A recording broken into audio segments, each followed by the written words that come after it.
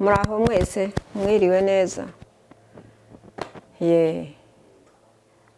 ubwo nitwa Kankesha Anonsiyata nkaba uyu mwana nari nyirasenge mvukana na se mwana wanjye twarabanye mubera nyina yarashaje ambera umwana nari nkiri umukobwa nawe ari uruhinja ariko musigira mama nanjye njya gushaka musigira mama barasigarana ubwo aho amariye kuba mukuru ambera umwana muzima nanjye mumera umubyeyi muzima namukundaga akankunda aho nanyuraga yazaga akaharonda akaza akandamutsa aho duhuriye mu birori aho duhuriye mu byago akaza akandamutsa tukaramukanya ariko none ntabwo mvuga menshi yari umwana unkunda nanjye nkamukunda none mwifurije ubuhumuro budashira mwiriweho Yesu ashimwe ndaha ndavuga ibintu nka bibiri mu ntango yewe isano ndi mukuru wa mama Ida nitwa Mukarugambwa Perusi nkaba narabaye umubyeyi we twagize ibyago turi bato mama yapfuye turi bato adusiga turi abana bato abana batandatu mama Ida mama wacu yapfuye afite umwaka n'amezi 3 natwe turi abana bato na murumuna wanjye nkurikira tugerageza kumurera mu bihe bikomeye by'ubuhunzi ibihe bigoye duhangana no kurera umwana natwe turi abandi bana ariko kubw'imbabazi z'Uwiteka abana narabareze uko ari 6 barakura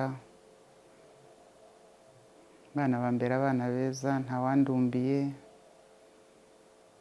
nabishimiye Imana ko nagiriye ubwo buntu abana banjye mbarera neza nabishimiye Imana mama Ida arakura nk'abandi bana bose njya gushaka mbasize ari abana bamaze kwigira hejuru bose mbasigira murumuna wanjye unkurikira nawe ajya gushaka abana tubasigira umubyeyi wacu papa arabarera Kamuyanga nawe aza gukura igihe kiragera nawe arashaka nkatwe arabyara turamuhemba nk'umubyeyi namuherekeje neza mu rugo rwe ndamushyingira turishima arabyara ndamuhemba azana abuzukuru mu rugo ndishima ndashima ko twageze muramu wacu twabanye neza mu bihe byiza twabanye neza na François Kiroha twageze muramu wacu mwiza tubana neza mu rwego rwo hejuru jyewe yanyitaga mabukwe ntabwo nigeze ngira isano cyo kwitwa muramu we nabaye nyirabukwe ubwo rero igihe kirageze Satani nyine akora ibye akoze ibyo akwiye. Umwana wa mama agiye ari muto, arakenyutse, adusigiye intimba mu mutima n'agahinda. Ariko buriya nta kibi Imana itagiteguye, buriya niho Imana yari yaramugereje urugendo rwe rwo kuri iyi si. Nka mukuru we rero wamureze, nk'umubyeyi wamureze, umva gusigarana umwana w'umwaka n'amezi 3, umwana wakiri muto. Mwifurije rero kugira ngo agende aho atuye, agire ibihe byiza. Abamarayika bamwiyereke, abasanze bamwakire. Mwifurije gutura heza, agire iruhuko ridashira. Icyo ni cyo mwifurije nka mukuru we. Murakoze. Murakoze. Yesu ashimwe cyane. Nitwa Nyiribambe Esperance. Ndi mukuru wa Mama Ida Mukamuyango Alphonsine. Mukamuyango Alphonsine ni inshuti yanjye, yari inshuti yanjye. Yari umuvandimwe, akaba inshuti magara. Mukamuyango yambereye umwana mwiza. Mukamuyango yandereye abana. Yankundiye abana. Abana banjye biga kwambara bambitswe na Alphonsine, yaba ari imyenda yaba ari inkweto. Yambereye umuvandimwe w'inkoramutima, yambaniye neza. Nararwaye arandwaza, nagize ibibazo aramenya. Iyo nagiraga ikibazo yarakibwiraga ntarakimubwira. Yambereye umuvandimwe w'intangarugero ntabasha kubona uko muvuga. Mukamuyango narashatse, iwacu baramumpa turabana. Mwana w'imfura namubyaye turi kumwe, aramurera, aramukunda. Nyuma naje gutandukanwa nawe n'uburwayi yagize. Arataha asubira iwacu muri Tanzania aho babaga. Aragenda baramuvuza, arakira. Ariko ntabwo yaretse gukomeza kunyitaho n'umuryango wanjye. Rero ibyo navuga kuri Alphonsine ni byinshi, birarenze. Kuko ubucuti twagiranye ni ubuvandimwe burenze, ntabona uko mbivuga, biba byandenze. Ubuze Alphonsine kiretse nanditse imvaho. Muri make nuko twabanye, yambereye umuvandimwe ntabona uko mvuga, ankundira abana. Mukamuyango mama yarapfuye, aramunsigira ari uruhinja, yari muto cyane. Ndamusigarana, turasigarana. Yari yaranze abantu bose bo muri famiye, ari gihe washaka, kuko ari gihe wamureraga n'ubusanzwe. Ubwo rero icyo gihe nasigaye mu nshingano zo kuba mama w'umwana. Icyo gihe naramureze kandi andusha n'ibiro. Uko mwamubonaga byibushye, n'ubundi niko yari ameze ari umwana, ntiyigeze agwa hasi ngo nuko yabaye imfubyi. Ubwo rero nkomezanya nawe. Hageze igihe imiryango iraterana iti uriya mwana aza aravuna mukuru we. Ati mureke duhindure kuko nafite mukuru wanjye aba kwa sogokuru byara mama Perusi. Abari we bazana, nanjye nsubira kwa sogokuru Muramba, abari gukomezanya nawe. Icyo ni ikintu gikomeye cyane. Niho mwibukira kenshi, nkibuka urukundo twagiranye. Ubwo rero icyo kintu nari nteshutse ntakibuza, ariko ni ukuri yambereye umwana mwiza, tubana neza. Mbega muri make reka mwifurize ko Imana yamutuza heza, imuhe n'iruhuko ridashira. Tuzakomeza tumukumbure, kandi icyo tumwifuriza ni ukugubwa neza aheza mu ijuru. Murakoze. Yesu ashimwe bavandimwe, ndabashuhuje mu izina rya Yesu. Ngewe uhagaze imbere yanyu yitwa Umugwaneza Anonsiyata. Mukamuyanga Alfonsina ni mukuru wanjye. Rero twarabanye kuva nkiri muto, nawe n'aho amariye gushaka turakomeza turabana. Rero kuvuga ku mateka ye biragoye, gusa yari umuntu ugira urukundo, yakundaga umuto agakunda umukuru, akagira urugwiro rwo kwakira abantu. Twamukundaga cyane, tubuze intwari, ariko Uwiteka yamukunze kuturusha.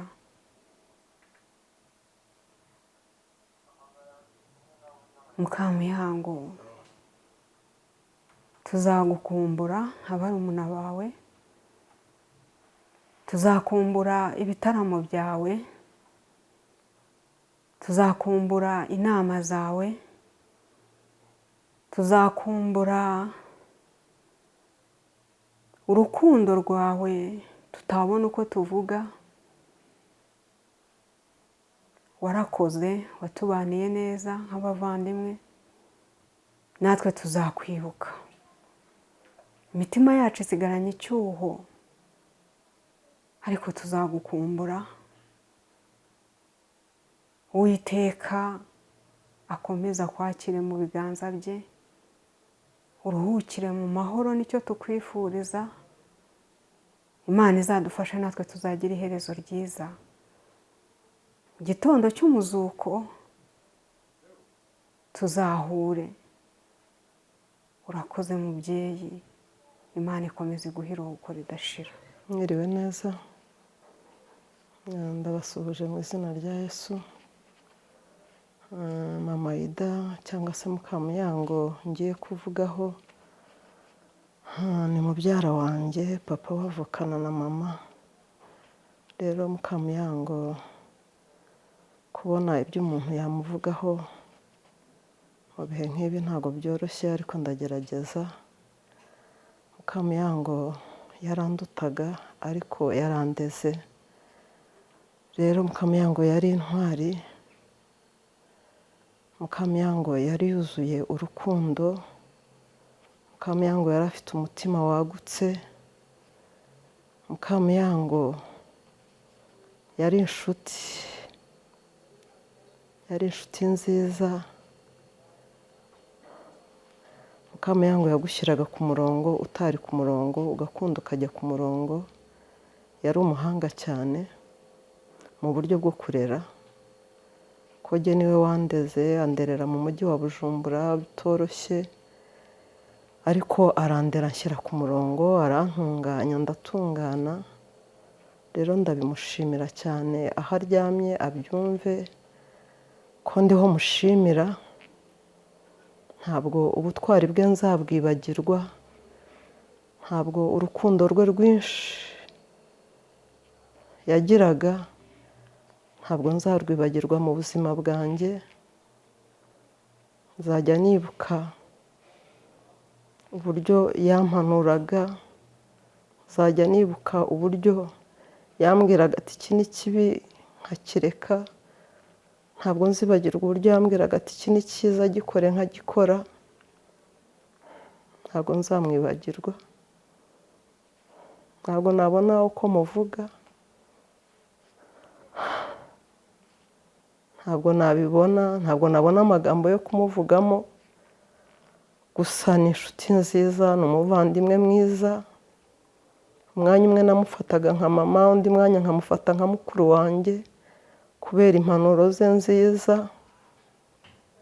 Nibuka ko nanashaka ari we wabaye marene wanjye, ibyo ntabwo nzabyibagirwa. Amfasha kubaka urugo, ntabwo nzamwibagirwa. Ni byinshi mfite kumuvugaho, ariko gusa Imana imukomeze imutuze aheza, ikomeze imushyire mu gituza cyayo, igihe nikigera natwe tuzamusangayo aruhukire mu mahoro.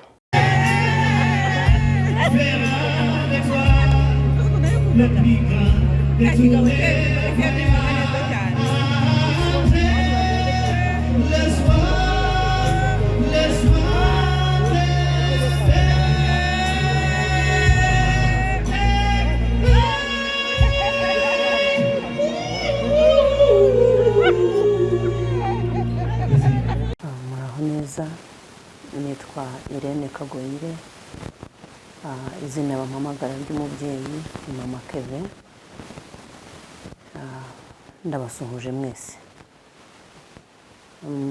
kandi mbabwira ngo dukomere, twihangane, twahuye n'ibyago bikomeye, ariko nzi neza yuko muri ibyo byose dushobozwa n'Imana niyo iduha imbaraga.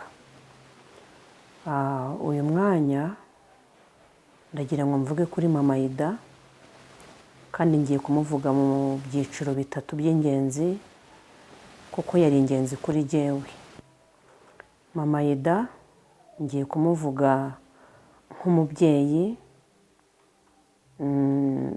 tumaranye igihe kinini cyane, kigeze ku myaka 20 cyangwa irengaho gato. Mvuge uburyo namubonye, uburyo yanyakiriye. Mu ncamake, Mama Ida yari umubyeyi 100%. Yari umubyeyi utarobanura, yari umubyeyi wumva buri muntu, yari umubyeyi wakira buri muntu, yari umubyeyi ufata umuntu uko ari, yari umubyeyi wuzuye ubumuntu n'ubupfura, wuzuye ubunyangamugayo. Ibyo ni ibintu abantu benshi bamuziho. Icya kabiri, ngiye kumuvuga nk'inshuti. Nubwo yari umubyeyi wanjye, ariko yari n'inshuti yanjye magara, kuko muri iyo myaka isaga 20 tumaranye, hari mike yashize ntaratura i Masaka, ariko noneho aho nturiye i Masaka nje mbasanga, noneho tuba inshuti ku rwego ntabasha gusobanura. Niwo muhana naje nsanga i Masaka, nibo banyakiriye, nibo bamfasha amaboko, nibo banyeretse karitsiye, niwe wanyeretse ku isoko, niwe wanyeretse buri kintu icyo ari cyo cyose cy'Imasaka. Yampuje n'inshuti, yampuje n'abandi bantu, yagiye ampugura mu buryo butandukanye. Mbese Mama Ida yari afite umwihariko, yari inshuti nzima, yari inshuti nziza.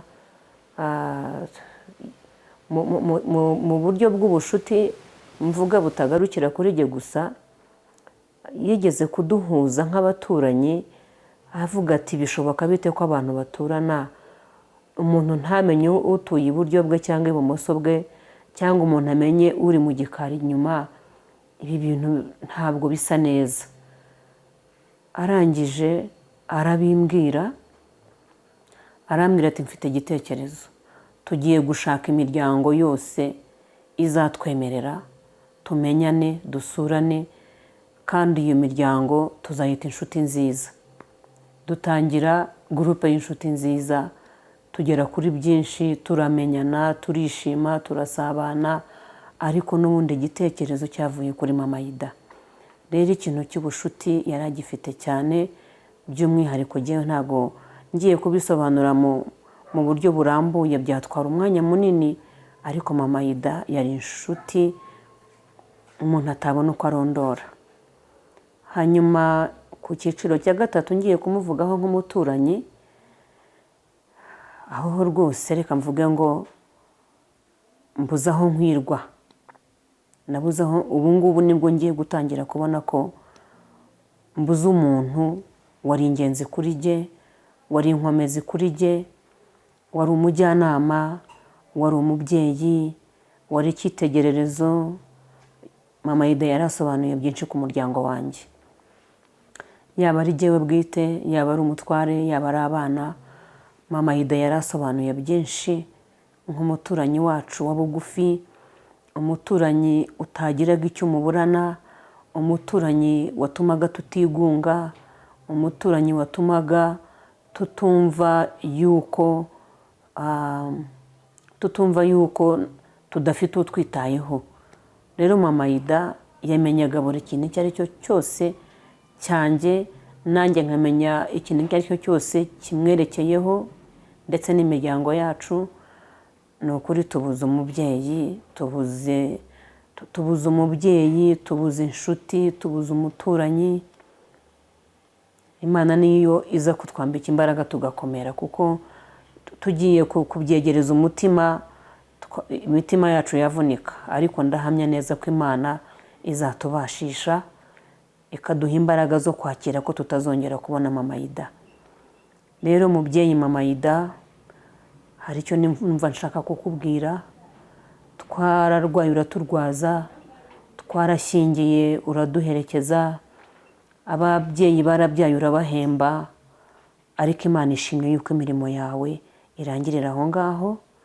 reka mvuge ngo uruhuke mu mahoro. Imana wakoreye, Imana wakoreraga, Imana wasengaga, yashimye yuko ikwisubiza mu gihe nk'iki. nta kindi twarenzaho. kandi mbwira umuryango usigaye, mbabwira ngo mukomere, mugire imbaraga, Imana izababashisha. aho yaragereje ikiva asize, ndahamya neza ko muzacyusa. ndangije rero mbwira abaturanyi bacu nti mukomere, tubuze ingenzi, tubuze umujyanama, tubuze inshuti magara, tubuze, ariko nta kindi. murakoze cyane.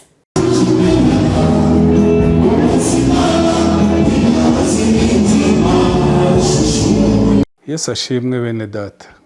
Kristo Yesu akuzwe. ku bakristo umwe wese yumve mu myemerere ye.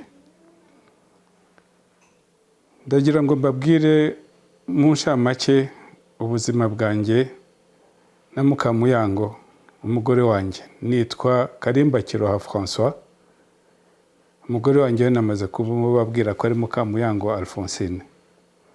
Alphonsine tujya kwiyemeza kubana hari muri 1994 nyuma ya jenoside yakorewe abatutsi mu Rwanda.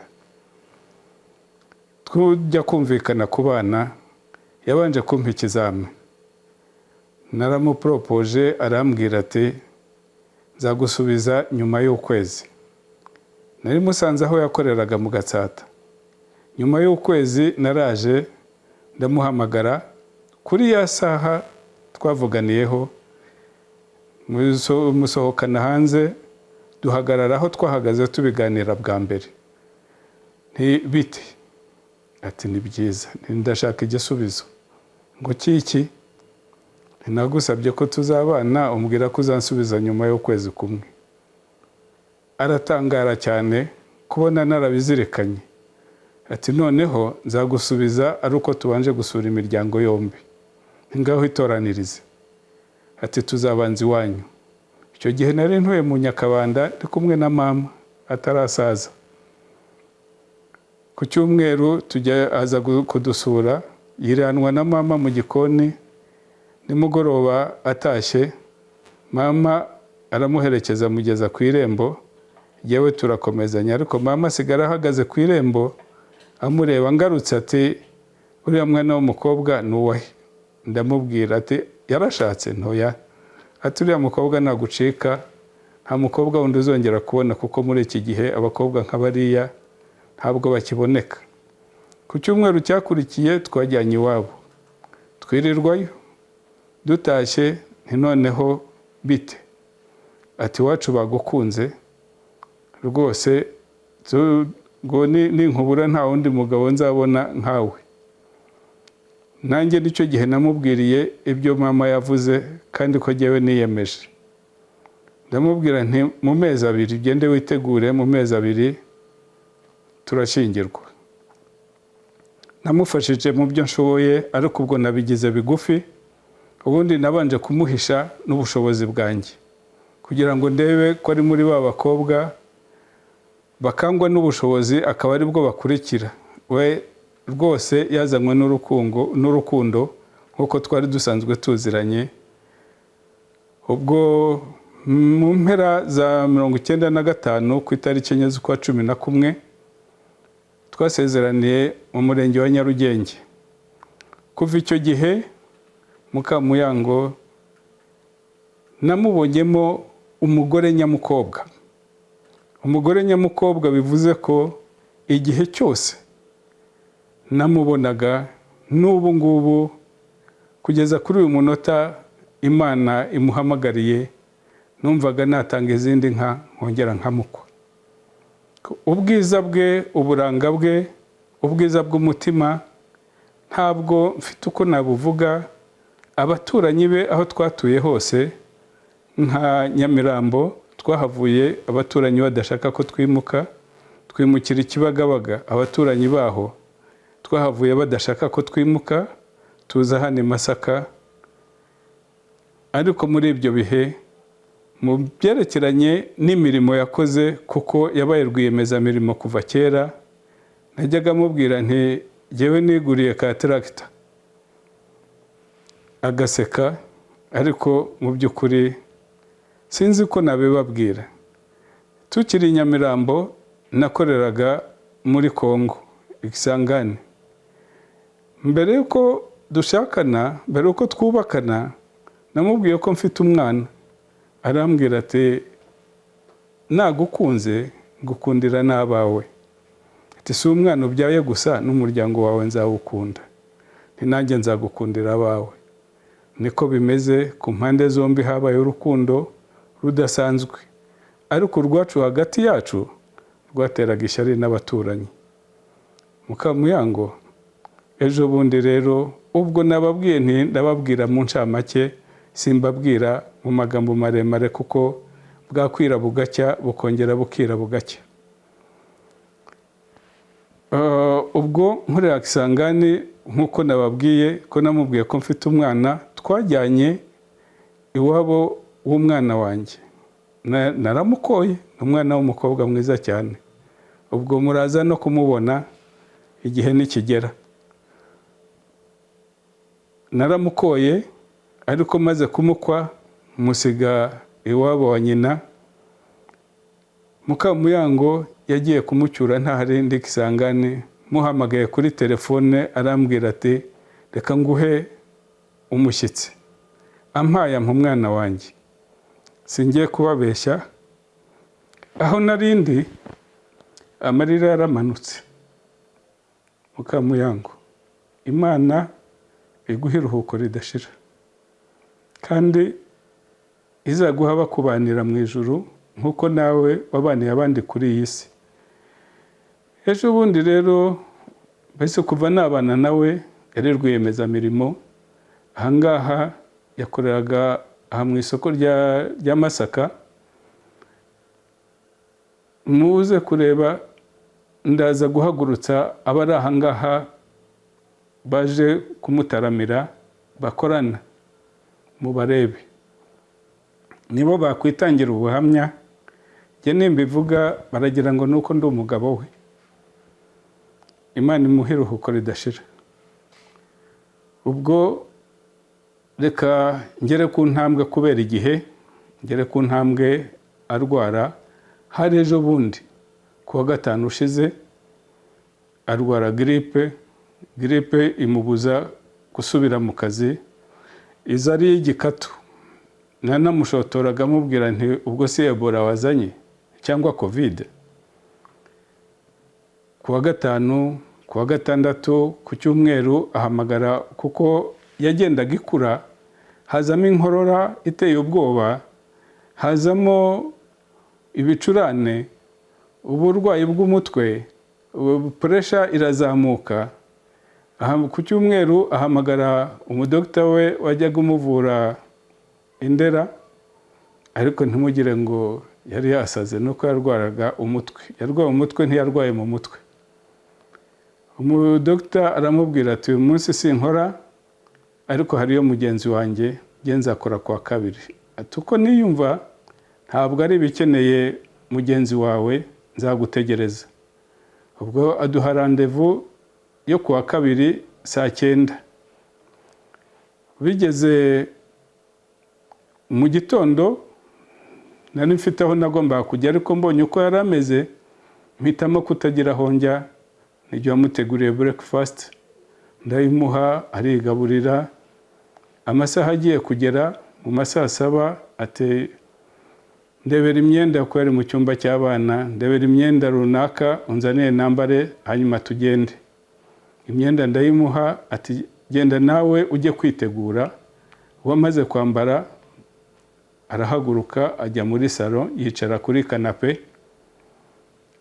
Nge nditegura, maze kwitegura ndamuhamagara, hari two nashaka kumubaza numva ntansubije. Ndongera ndamuhamagara nanone bimera kwa kundi. Ngira amatsiko, ngira impungenge, ndamva mu cyumba. Ngeze muri salo sanga hamwe yari yicaye kuri kanape yaryamye ku ntebe ariko yanazijosi. Ndebye amaso mbona ntahumbya, ndavuga nti bibaye ibindi. Gerageza kumuterura, umwana wari uri mu rugo aramfasha tumujyana mu cyumba.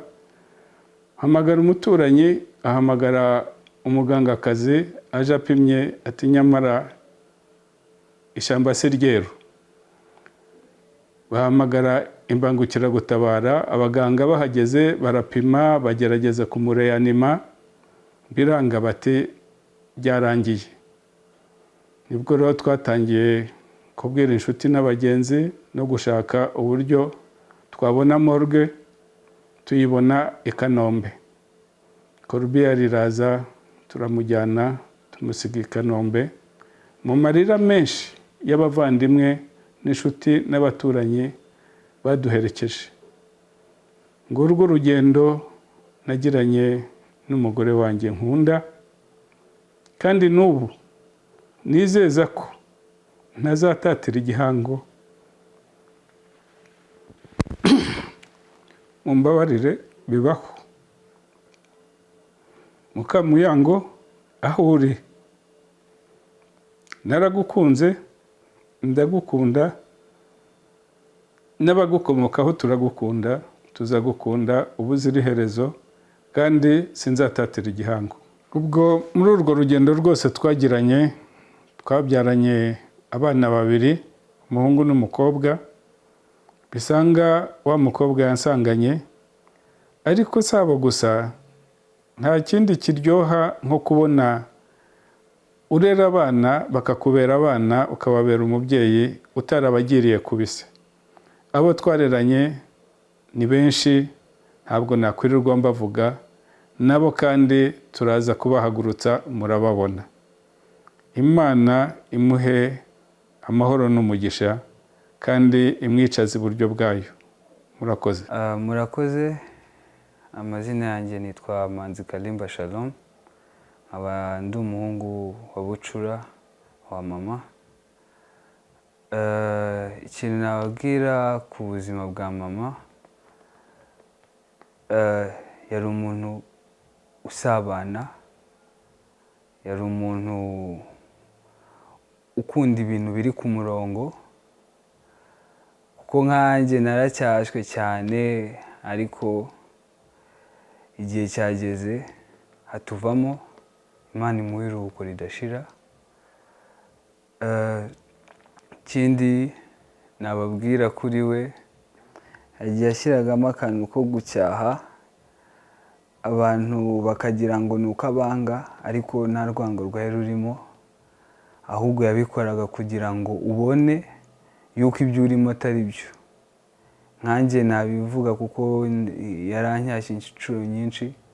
Yari umuntu ukunda gusenga, ukunda Imana, ayicira bugufi.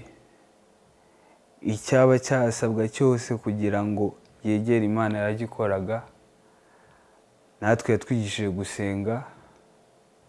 Njye ku bwanjye yanyigishije gusenga cyane cyane. Turamukunda, Imana izamuhe iruhuko ridashira. Mom was our greatest source of love and strength.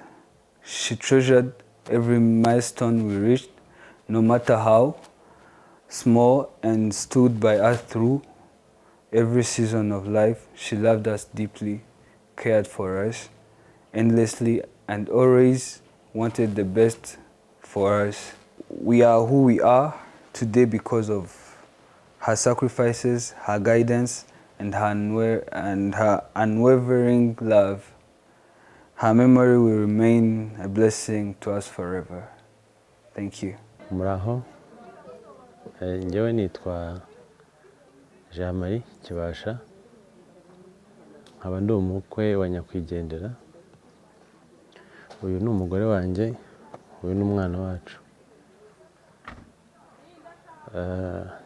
Kugira icyo mvuga kuri nyakwigendera, mu by'ukuri biragoye, kubera ko ukuntu yadusize yaradutunguye, ariko ndagerageza kuvuga mu ncamake kugira ngo wenda natwara umwanya munini. Mama Ida, nkuko abantu muzi kuri iryo zina, by'umwihariko njye yarambwiye ngo ntabwo uri umukwe gusa, uri imfura yacu. Ubu njyewe nifataga nk'umwana we w'imfura, nk'uko yari yarampaye iyo poromosiyo, niko nabyita. Mu by'ukuri yari inshuti yanjye,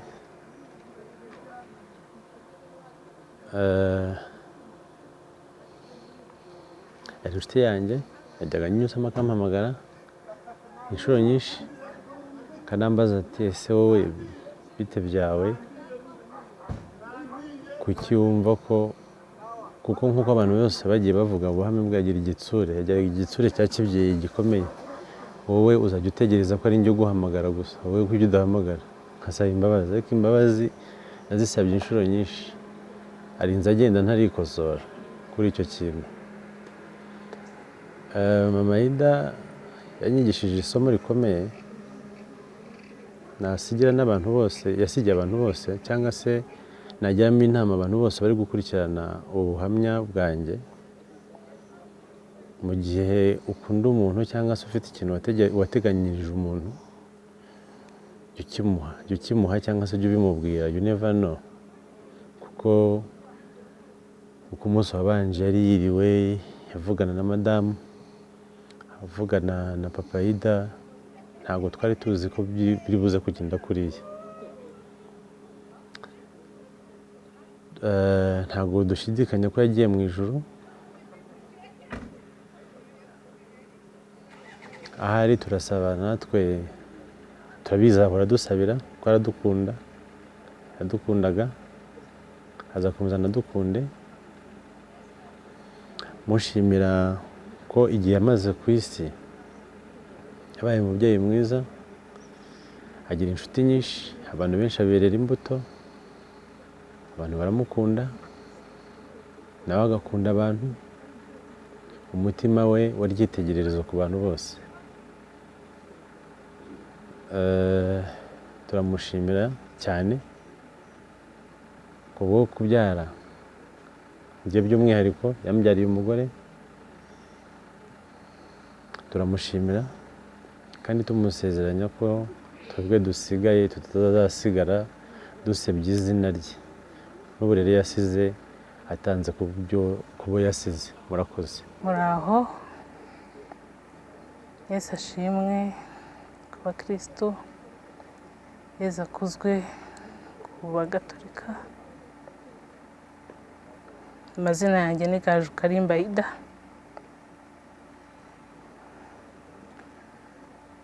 Kubazi Mama Ida, njyewe Ida.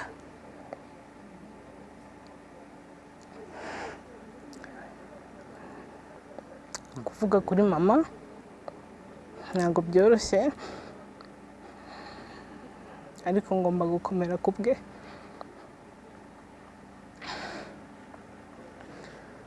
Kuko mama yari inshuti yanjye magara, urukundo rwanjye.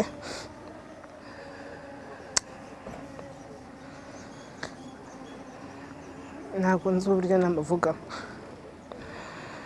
kuvuga ku muntu ukunda biragora. Burya kuvuga ku muntu mubi biroroha, ari nk'umujura wavuga ati n'ubundi cyagiye cyari kijura,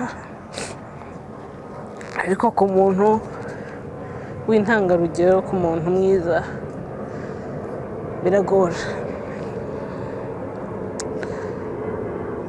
Mama yagiye neza, nubwo ntagize amahirwe yo kumusezeraho ubwa nyuma ngo byibuze ambwire ngo bayi ndagiye, ariko umunsi wabanjirijeho ko mama yapfuye ku itariki 2 yari kuwa 2, kuwa mbere twari twavuganye ambwira ku ijwi ryagarutse ko yari arwaye grippe, inkorora n'ibicurane, ariko mbwira ko ijwi ryagarutse ameze neza yabasha kuvuga. Kuwa mbere turavugana nk'icyizere ambwira ngo meze neza. Kuwa 2 numva inkuru itari nziza, kuko nahageze akimara gushira mu mwuka.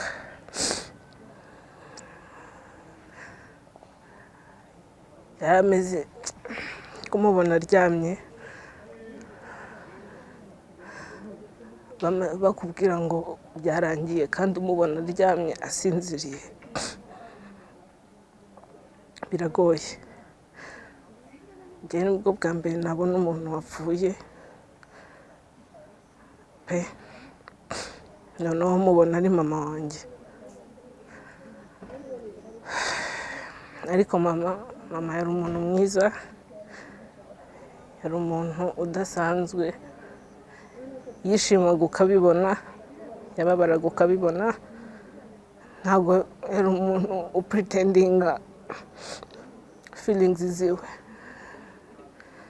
Niba abona uri mu makosa aragucyaha, kuko yacyahaga buri umwe wese, ntabwo yacyahaga abana be gusa. Niba kandi nk'uko abantu benshi babivuze, ntabwo mama azi kuvugira hasi. Niba ukoze ikosa aragukosora, avugira hejuru, akavuga wakosheje kandi akakubwira icyo wakosheje, ku buryo wagiraga isoni z'ibyo wakoze, ku buryo nujya no kugaruka imbere ye utari butinyuke kongera gukora iryo kosa. Ariko niba wakoze neza nabwo akagushima, kandi akagushima mu ruhame, akavuga ibyiza wakoze, akagushima, akanagushimira abari iruhande rwawe. Mama yari honnête cyane, yari honnête cyane ku buryo utamuzi ukimubona ugomba kumwanga kubera ukuntu agira ukuri kwinshi. Imana izame gukunda abantu nk'uko yabakundaga, izame kwitabira ibintu nk'uko yabyitabiraga. Ntabwo byoroshye ko mama yari ku yindi level, yakundaga abantu kuri extent iri hejuru, kandi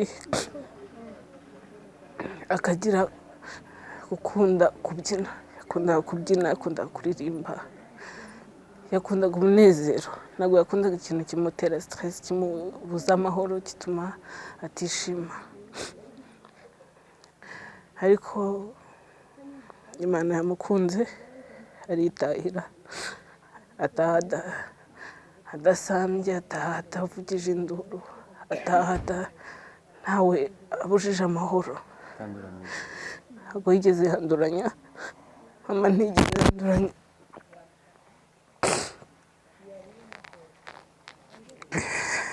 Yakundaga gusenga, ndibaza neza ko ari kumwe na Nyagasani, kandi arishimye kandi arishimiwe. Abamarayika ndibaza bamushagaye kubera ko she was an angel in person.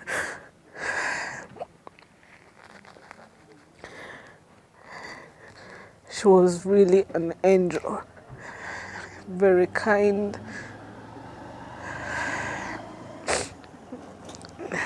Biragoye ariko ndishimye byibuze ko mbashije kuvuga.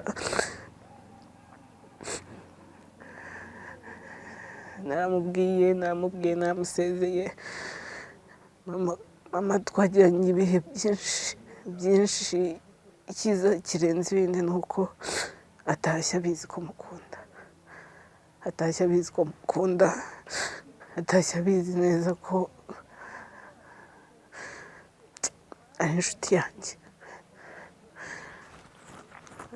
Mama igendere neza, usinzirire neza.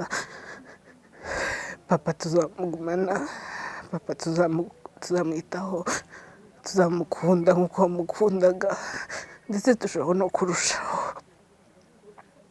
Nubwo ari urubavu rwawe ariko dusigaranye nawe.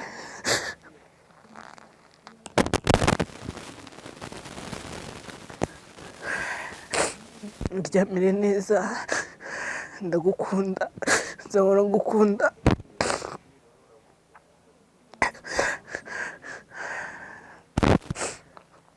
Nzahora nkubaha kandi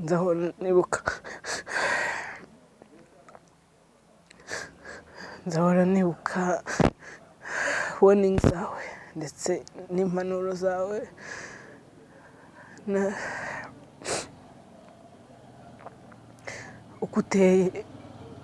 uko wari uteye koko sinzi ko nabibasha kubishobora ngo mbashe kubishobora, ariko nzi neza ko nzagendera mu nzira nziza wantoje zo gusenga ndetse no gukunda abantu.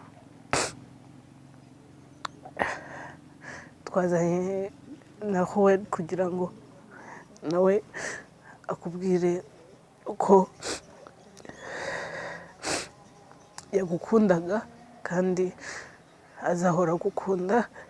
Abuze yayama nk'uko yakwitaga yayama, akaguhamagara ngo yayamawe ndagukumbuye, ukabyuka aza kumureba. Ubu ntabwo bizakunda ariko tuzahora tumubwira ko wamukundaga kandi wari ready gukora buri kimwe cyose kubwe. So yayamawe, uryame neza, uri mwiza wacu, uri byose byacu.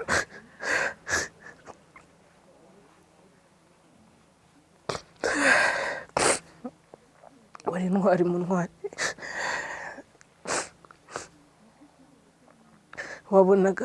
wabonaga icyo nifuza ukakingurira, utazi niba ndibona gikunda, ariko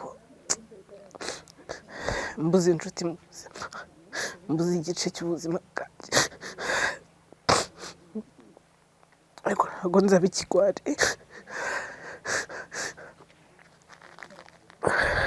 Sinzagukoza isoni,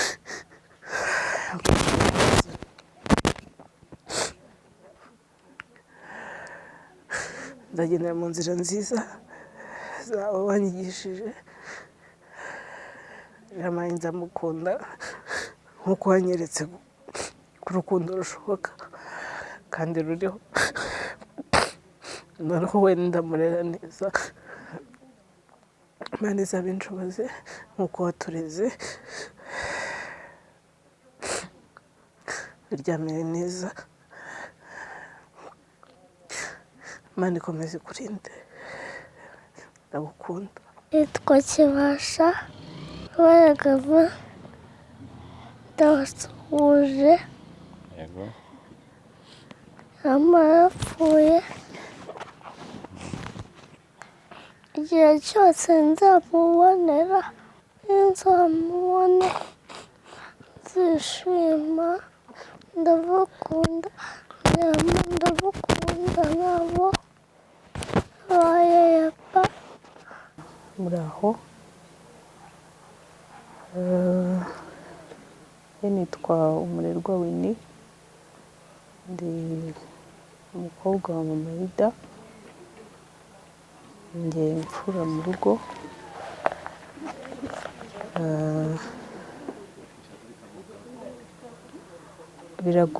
biragoye kuvuga mama mu ncamake ariko nanone mu gihe nk'iki ngiki atari uko umuntu adafite icyo avuga ahubwo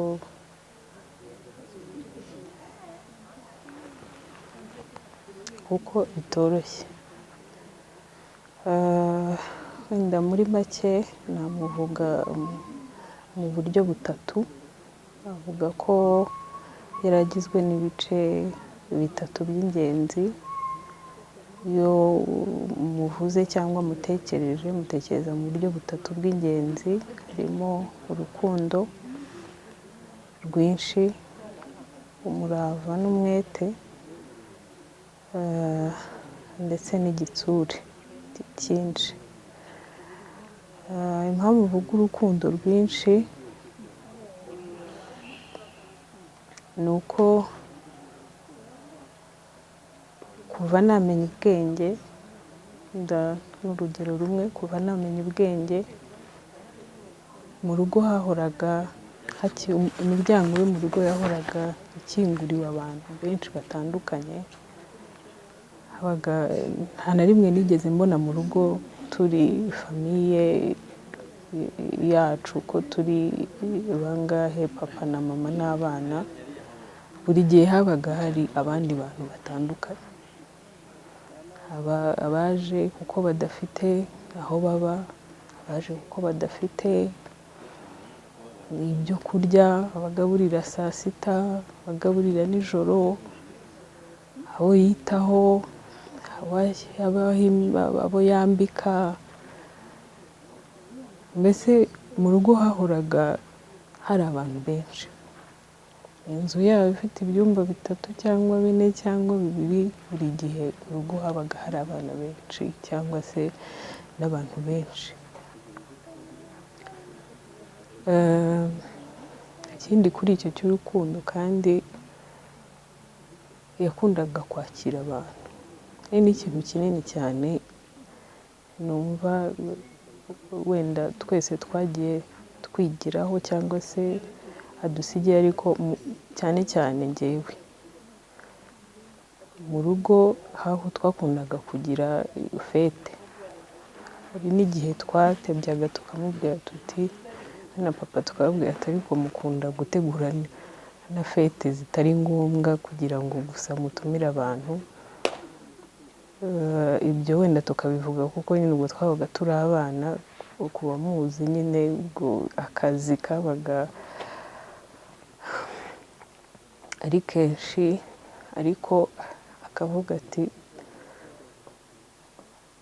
yajyaga nawe ategeka akavuga ati njyewe sinzi uko mumeze niba mudakunda kwakira abantu sinzi uko ingo zanyu zizaba zimeze ariko icyo ni ikintu gikomeye twamwigiyeho twanatumiye abantu ngo dusangire mu rugo abantu bose babaga bavuga bati niba ari umunsi mukuru cyangwa ibirori byo kwa Mama Ida ntabwo twabisiba niyo twaba dufite izindi gahunda turazirangiza kare tuze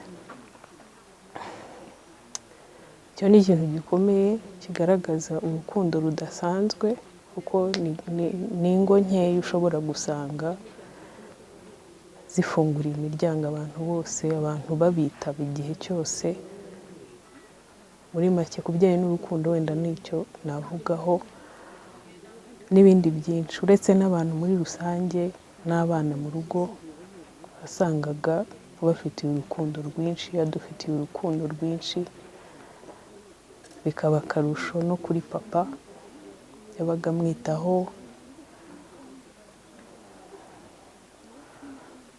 guhera ku myenda ku mirire ku bintu byose urukundo rudasanzwe ari naho wenda nkivuga ku by'urukundo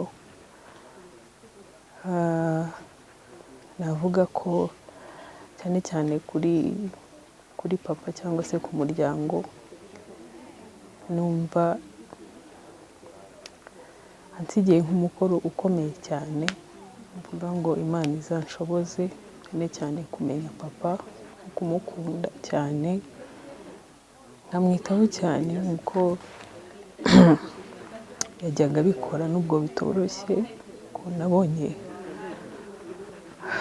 nabonye dukunda ariko mbona biri akarusho uko yakundaga papa.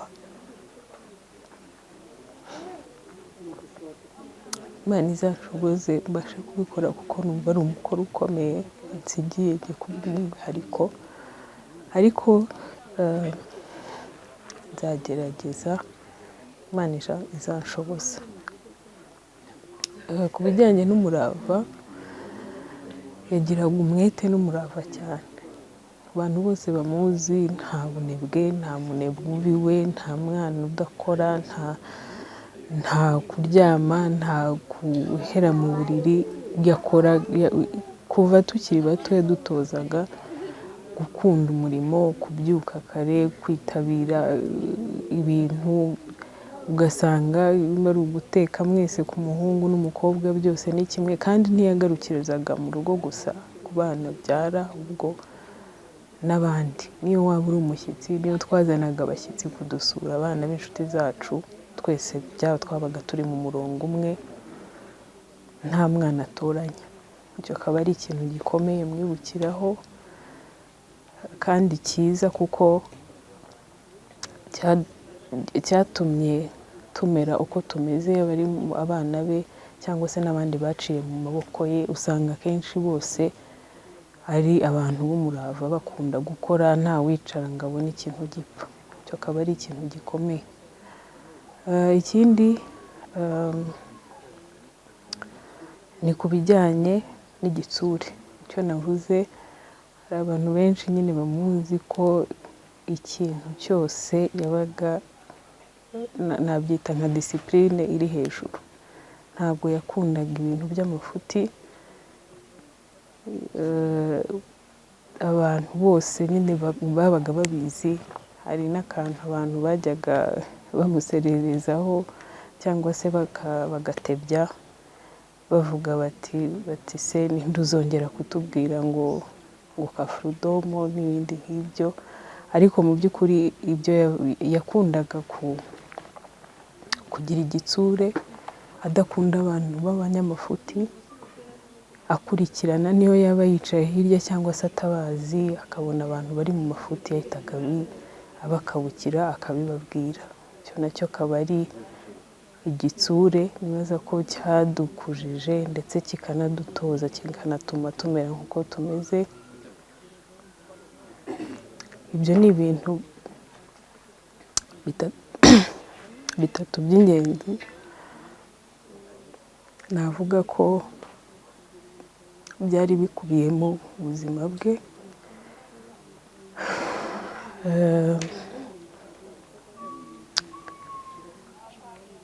Biragoye kumva yuko yagiye, ndumva rwose kuri iki navuga ngo yaradutengushye kuba yaradusize kare. Byaradutunguye, nta nubwo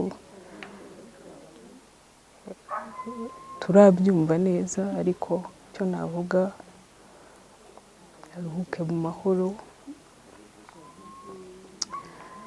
Turagukunda kandi tuzagerageza mu buryo bwose bushoboka ko umurage wawe cyangwa se urwibutso rwawe rugumaho muri twebwe.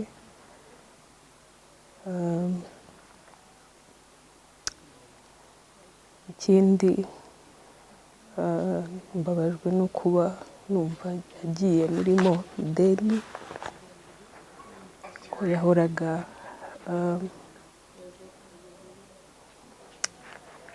ambwira ati ubukwe bwawe, mba nshaka kujya mu bukwe bwawe. Se buri gihe ambaza ngo bigeze he.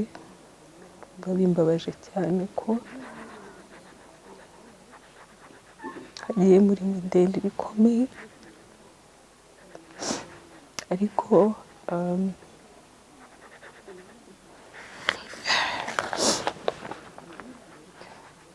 mbaga bizaba ari ikintu gikomeye kumubona mu bukwe bwanjye, ariko nta kundi ko azaba ari kumwe. Ndizera yuko igihe bizabera azaba akiri kumwe natwe muri twebwe, mu muryango, mu mitima yacu. Ndibaza ko azaba ari azanezerwa. Kandi warakoze, icyo nasorezaho, warakoze kuduha urukundo, warakoze kuduha umuryango. Imana ikwakire kandi witurira heza, unezerwe. Mwiriwe, muraho, Yesu ashimwe. Mu bibaho byose dushima Imana. Nitwa Ingabire Françoise. Mama Ida ni byinshi kuri jye. Mama Ida ni mukuru wanjye, yanteruye ndi umwana. Mama Ida ni mubyara wanjye. Mama Ida ni marene wanjye. Mama Ida, kuri uyu munsi biragoye kukuvuga, warantunguye. Twari dufitanye byinshi, twari twapanze byinshi, ariko ntiwansezeye ngo umbwire ngo nzabikore jyenyine. Buri munsi nkwibuka urukundo rwawe, buri munsi nkwibuka ko wanteruye abana. Mama Ida, waranshyingiye, wambaye hafi, wanyigishije ku muntu mukuru. Indangagaciro zawe ntabwo nzazipfusha ubusa. Nzaba mukuru, nzakura nk'uko haraga unyifuriza ibyiza. Ndagusezeranya ko nzakomeza kubera umukobwa mwiza, ntabwo nzaba ikigwari. Warangagwa n'urukundo, wakundaga abantu. Umwenda wawe igihe cyose wari urukundo, ariko ndakubwira ko urukundo wadutoje abawe ntabwo tuzarushyira inyuma. Tuzakunda abantu, tuzagerageza ko ntitwageze ahawe. Tuzakwibuka igihe cyose duharanira gukora ibyo wakundaga. Igitaramo cyawe nzagerageza nubwo ntabishoboye. Nzita ku buzukuru bawe. Uruhukire mu mahoro, ndagukunda. Kugeza n'uyu munsi sindamenya ko wagiye. Murakoze, Imana iduhe gukomera twese kandi mukomeze gukomera. Mwiriwe neza. Nitwa Iganze Jess, ndi umwuzukuru wa Mama Ida. Mama Ida yari grand-mère wanjye. Mama Ida yanteruye ndi umwana. Mama Ida yanyeretse urukundo mama wakwereka. Yanyeretse urukundo ruhambiriye, urukundo rutagira gutoranya, yadukundaga twese urukundo rungana. Mama Ida, isomo yanyigisha nakunze cyane yari gukunda abandi, gukunda buri muntu wese. Inshuro zose twaje hano mu rugo iwe, yadutekeraga, yaguserva, akaguseriva, akwereka urukundo. Adusizemo nabivuga nka date y'urukundo, ko urukundo yatweretse natwe tugomba kurwereka abuzukuru be. Rero kuri uno munsi twizihiza Mama Ida, ndazirikana yuko abuzukuru be bose nzaba hafi, nta n'umwe uzankenera ngo ambure. Kandi kuri uno munsi twizihiza Mama Ida, njye n'isezerano mugiriye kugira ngo nzagerageze kwishyura urwo rukundo. Nanjye nzakunda abe nk'uko yankunze, nzaba hafi yabe nk'uko yadukunze twese. Kandi twese muri ino si turi abagenzi, niko Imana ivuga. Yesu imana yaduhaye umwana we Yesu aradupfira kugira ngo tuzabone ubundi buzima, kugira ngo urupfu rutazadutsinda. Mama Eda ntabwo apfuye, araryamye, kandi twizeye yuko umunsi umwe uzaza Yesu akadufata, nkongera guhura nka grand-mère wanjye, nkongera kumuhobera nanone, nkongera kubona amaso ye, inseko ye, ijwi rye. Turamukunda, tuzita ku bawe nk'uko watwiseho, tunabisumbishijeho. Urakoze cyane, Imana iguhe kuruhukira mu mahoro. mwese nitwa Igabe Doris, nanjye ndi umwuzukuru wa Mama Ida. Mama Ida yari umuntu buri muntu wese yakundaga, kubera ukuntu yakundaga guseka no kwerekana urukundo rwiwe, kandi ntabwo yaburaga kukwereza amayambi akomeye cyane yerekana ukuntu agukunda cyane. Niyo mwahura iminsi ibiri ikurikiranyije yagusuhuza buri gihe nk'aho amaze nk'imyaka atakubona. Ibyo ngibyo bigaragaza urukundo yagiraga. Mama Ida yakundaga kumbwira amasiteri y'ukuntu yari ahari mama wanjye ambyara, akambwira n'ayandi ukuntu namukundaga nyirakana kandi ndacyamukunda cyane. Akambwira ukuntu namukurikiraga buri gihe n'ukuntu nashakaga yuko anirora. Ikintu ataburaga kunyibutsa n'ukuntu yampaye amaboko yiwe, aricyo kintu nshobora kuza mwibukiraho kurusha ikindi. Mama Ida yagiye bitunguranyije, ariko icyo nzi cyo ni uko Imana nayo yari imukeneye. Imana yamuzanye hano kugira ngo yerekane urukundo rwiwe, ariko ubwo yarwerekanye ararutanga kugira ngo natwe tuzabone tumufatireho example, kugira ngo tuzabe the change we want to see in the world. Soza ndashaka gukomeza abantu bose dukomere kandi dufate leso yaduhaye mu buzima, tuzikomezanye kandi ntituzazibagirwe. Tuzamugumishe muri memoire zacu kandi dukomeze abamukunda, kandi tugume dushima Imana ko yaraduhaye umuntu mwiza nkawe muri ino si. Mwiriwe, nitwa Kaneza Donatienne. Mama Ida watuvuyemo akaba ari mukuru wanjye, ba papa baravukana.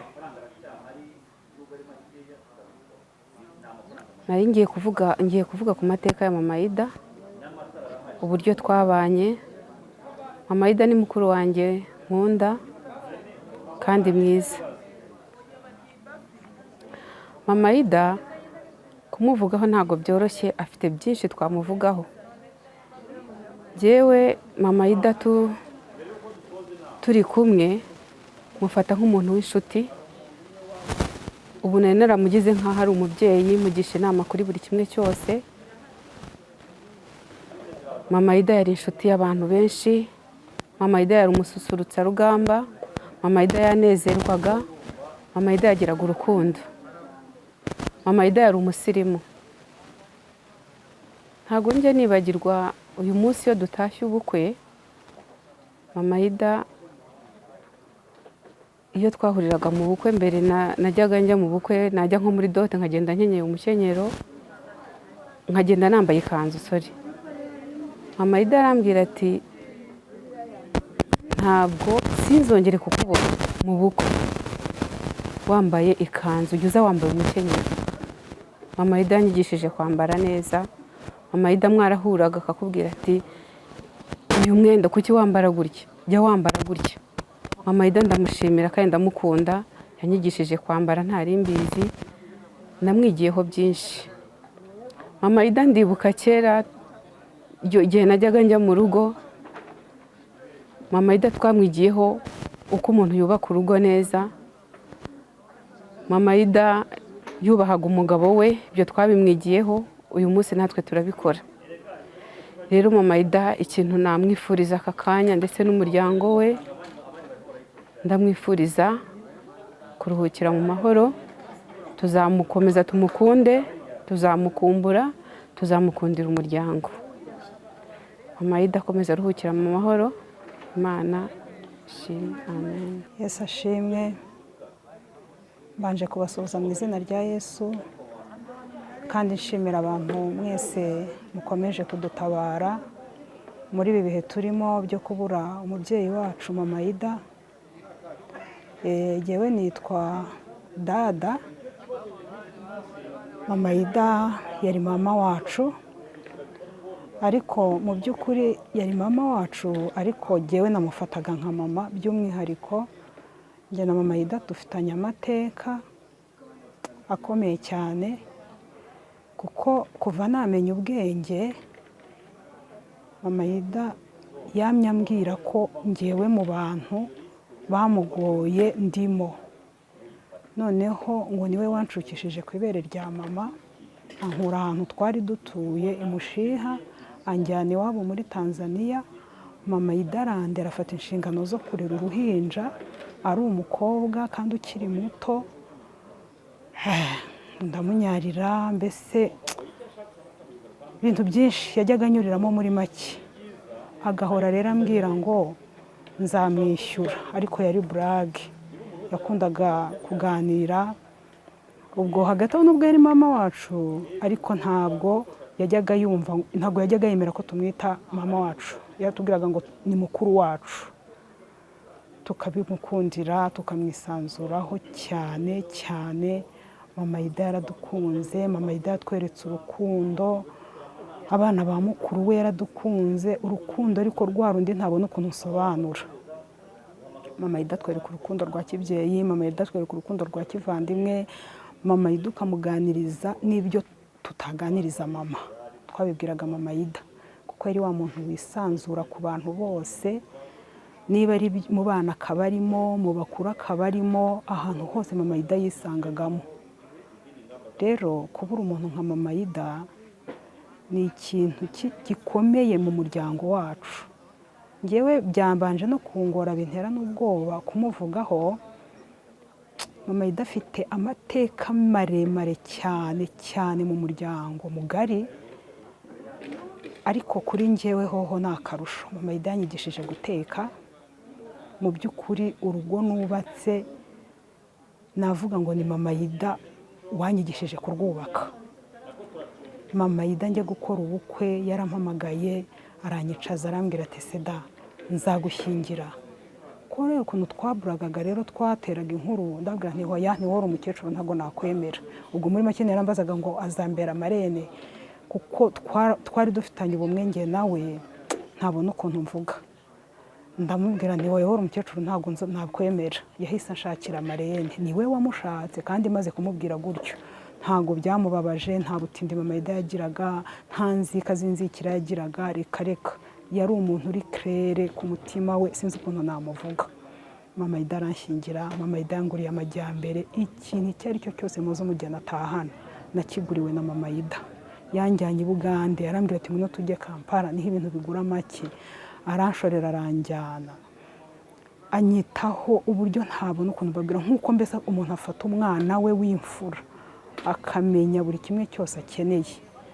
Aranjyana i Bugande, mama Ida arashopinga buri kimwe cyose. Ntabwo namubwiraga ngo nkeneye iki, we yabaga azi igikenewe nicyo yaguraga, nta lisite namuhaye.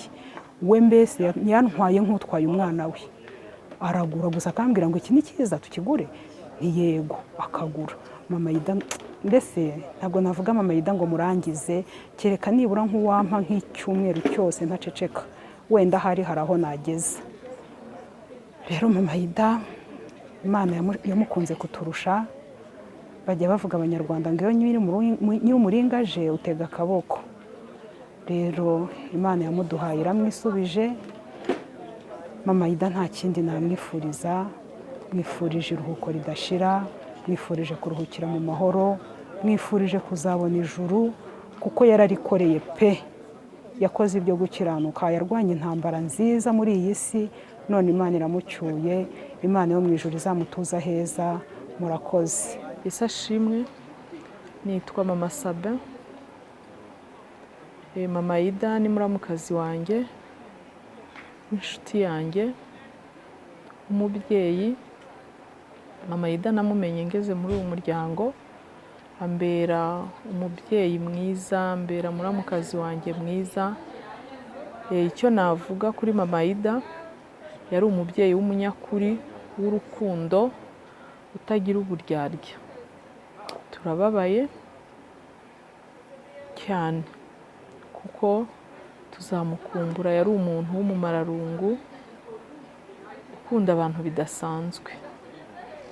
Nta muntu wageze mu rugo rwe, mvuze ku rukundo rwe, nta muntu wageze mu rugo rwe ngo agire icyo ahabura. Nta muntu warwaye ngo areke kumugeraho. N'iyo atakugeragaho yaraguhamagaraga, akakubwira amagambo y'ihumure, akagukomeza. Yego rero Mama Ida tuzagukumbura. Mama Ida tuzabura byinshi byinshi wari waratumenyereje, ariko Imana yagukunze kuturusha. Nta kindi twarenzaho, gusa dushimye Imana ko wagiye nk'umukiranutsi.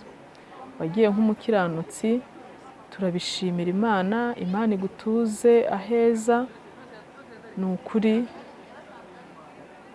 uruhukire mu mahoro ya Nyagasani. Murakoze. Yesu ashimwe. Nitwa Francine, nkaba ndi umukobwa wa Mama Ida. Mama Ida ni tante.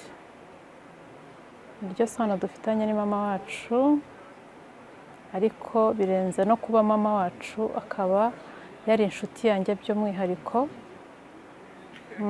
Ko ndibuka impamvu ari inshuti yanjye y'umwihariko, mu myaka 15 maze i Masaka nahaje kubera Mama Ida niwe nari nkurikiyeyo. Mageze nk'uko yaraje kunuza i Masaka, koko yambereye umubyeyi. Mama Ida nsigiye inzibutso nyinshi. Mama Ida narabyaye aramemba, nararwaje amba hafi.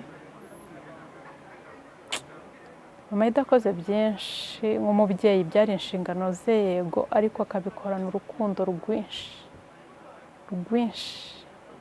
Ko Mama Ida ari byinshi mwibukiraho, hari amasouvenir ansigiye. Ko ndibuka hari ikintu yankoreye nashobora kwibagirwa njya gushaka ibintu bya bridal shower byari bitaraza, ariko Mama Ida yarayinkoreye we na Papa Ida na Mahene Yvonne. Ndabyibuka banjyanye ahantu ari batatu muri hoteli, baranyicaza, bampa inama, bashimira nk'ababyeyi kugeza uyu munsi ko nazubakiyeho kandi zikaba zaramfashije. Mama Ida twakundanaga. Cyemeza ko Mama Ida twakundanaga, muri famiye hari ibirori, Mama Ida nambone cyangwa afite ibintu mu rugo rwe, hari ibirori, akaba azi ko Francine nahari, yaravugaga ati Francine nimba udahari ibi bintu biragenda gute? Turabyimura. Urumva ko icyo ni kigaragaza ukuntu yumvaga mu ruhande rwe, yanyuzuzaga nanjye nkamwuzuza. Mama Ida ni wa muntu jyaga mu isoko yabona umwumbati mwiza akamamagara ati Francine, ati ko mbonye umwumbati mwiza nkugurire. Cyangwa nkajya kumva nkumva arambwiye ati hano ikijumba kiryoshye ndacyohereje, hano bazanye amashaza mashyashya ndayohereje. Mama Ida sinzi njyangeze icyuho, sinzi ko nzongera kubona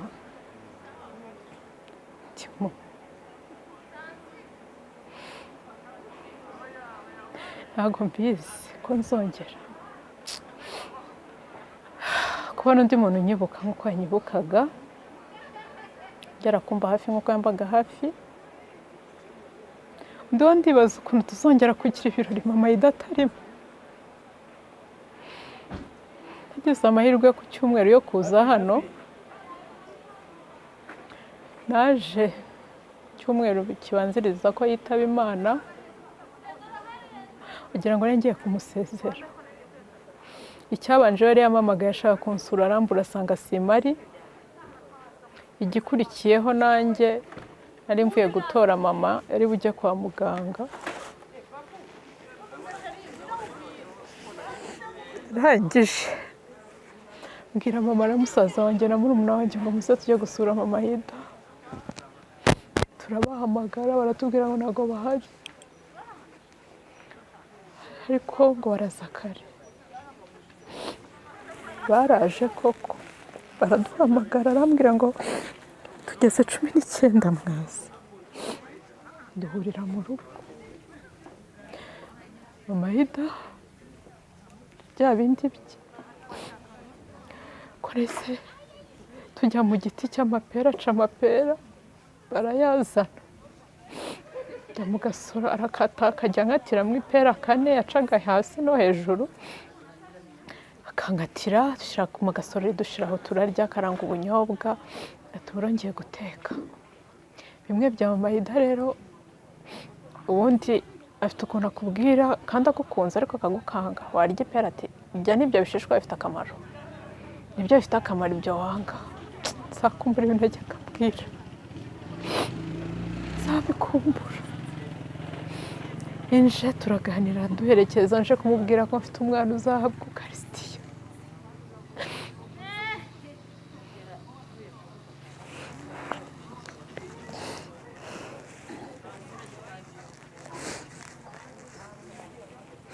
Noneho ndibaza, nananiwe no kubibwira abantu, ndibaza ibirori Mama Hida atarimo ukuntu bizagenda, ko nta birori byabaga ngo ave iwanjye ataririmbye, atave iwanjye adateye ngo tubyine. Hari indirimbo yakundaga ko yabaga yicaye iwanjye, najyaga nkumva ngo twaje kubareba, twaje kubaramutsa, yayitera nyine mugaguruka mukabyina, kuko Mama Hida ntabwo ava mu rugo tutabyinnye, ntibyabagaho. Niho ndibaza Noheli izaba mu rugo tutari kumwe na Mama Hida, kuko kenshi twayisangiraga cye bonane.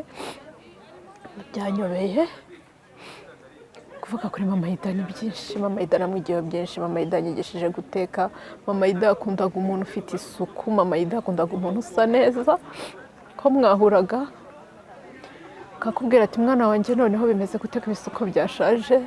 Mama Hida yakwibutsaga kwitaho, yakubwira ati mujye mwiyitaho, mujye muba beza, mujye mwikunda abakobwa banjye, abakobwa n'abasa neza. Kandi nawe niko yahoraga smart. Kuva namenya Mama Hida mu bwana bwanjye nari nzi ko ari nawe muntu mwiza ubaho, nari nzi ko ari we muntu ugira isuku ubaho, nari nzi ko ari we muntu uzi kwiyitaho. Ikibabaje nuko twabana bitunanira, ariko we yarabikoraga kandi akabikora neza. Ni narabona Mama Hida ndasa neza, yakundaga kwisiga, ku buryo nakubonaga akabanza akubwira ati noneho urasa gute mwana wawe, ati wabuze iki, ugahita ubanza kwireba nimba n'uruhu rusa nabi. Ariko Mama Hida yabaga yabibonye kare, ati ufite stress, hari ikikubabaje. Mama Hida yakwitagaho akantu ku kandi. Rero ndababaye cyane kurenza ko Mama Hida arankunze arabinyereka. Mama Hida mu mwana we mubera marene Masaka, umuntu warunzi wese no Mama Hida yanyeretse ko wese amubwiraga ati uyu ni umukobwa wanjye, yamubwiraga ati uyu ni umukobwa wanjye, ni imfura yanjye. Abantu bose namenye Masaka ni benshi bahagije ko Mama Hida azi kubana, ariko bose mbakesha Mama Hida, niwe yamuje nabo, ko naje mamusanga. Rero kuvuga Mama Hida ntiwamuvuga mu isaha imwe cyangwa mu munota umwe, ntabwo wamuvuga umunsi. Ni igitabo utasoma ngo ukirangize. Mama Hida agiraga urukundo, Mama Hida ari umujyanama,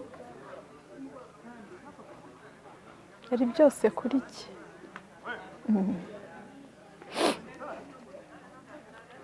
Kuri ibyo byose yaradutunguye, ko yarantunguye. Twari twabonanye mu cyumweru cyashize, ariko kuhagera mbona Mama Hida byarangiye.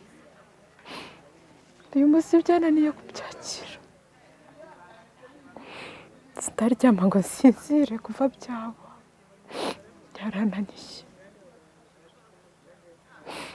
Isura ye namusanze mu cyumba n'ubu sindayibagirwa. Mama Hida iruhuko ridashira ngo nyir'umuringa yaje utega ukuboko ngo kandi burya ngo ururabo rweze nirwo rusarurwa buri Imana aribonye ko weze ntabwo twakuburanya nubwo ubushake bwawe rimwe na rimwe busharira. Mubyeyi wanjye uruhukire mu mahoro. muraho neza, nitwa Sandrine Mugabekazi. Mama Ida yari tantine wanjye. Mama wanjye avukana na Mama Ida. Mama Ida mu magambo make, uretse ko utanabona make wamuvugamo ko ni mugari. Mama Ida ari umubyeyi wacu, akaba nyirakuru w'abana bacu. Mu magambo make, Mama Ida yari umuntu ufite umutima wagutse cyane cyane, yadukundaga, yatubereye umubyeyi mwiza, uretse ko ntabona ukuntu mbisobanura birambuye cyane, ariko njye Mama Ida namukundaga cyane cyane cyane. Nabyaraga akampamagara akambaza meze ute, akaza kumpemba. Yaje kumpemba ku mwana mukuru, aza kumpemba ku mwana wa kabiri. Tuzakumbura bya birori byawe Mama Ida, tuzakumbura za mbyino, tuzakumbura za ndirimbo. Uze nibaza ngo ninde uzongera gutera za ndirimbo. Mama Ida aradutunguye mu buryo bukomeye cyane cyane. Imitima yacu yarababaye mu by'ukuri. Njye ku bwanjye naratunguwe bikomeye cyane, ariko Imana buriya izi impamvu yabyo, yo ntabwo twayiburanya. Mama Ida warakoze kutubera umubyeyi mwiza, warakoze kuba nyogokuru mwiza. Abana bazi ko wagiye mu ijuru, abuzukuru bazi ko wagiye mu ijuru, nawe uzi mbabwira ko uri mu ijuru. Ariko Imana yonyine niyo yo gukomeza imitima y'abantu. Mama Ida wakoze ibyo wagombaga gukora, wabaye aho wagombaga kuba, warwaye wamugezeho, wabyaye wamugezeho. Mu by'ukuri njye nta kintu na kimwe nabona navuga, ahubwo ninjye ugiyemo umwenda, ninjye ugiye nkurimo umwenda munini.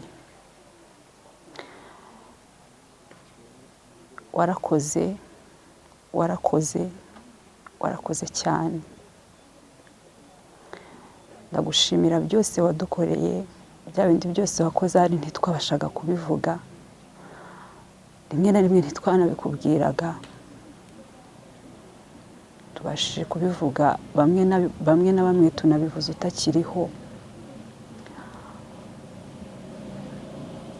ariko Imana igume igutuza heza, uruhuke mu mahoro, kandi twizeye neza ko aho uri ari heza.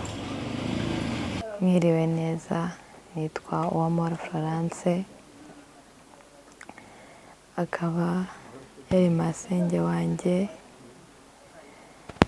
ariko yari umubyeyi wanjye.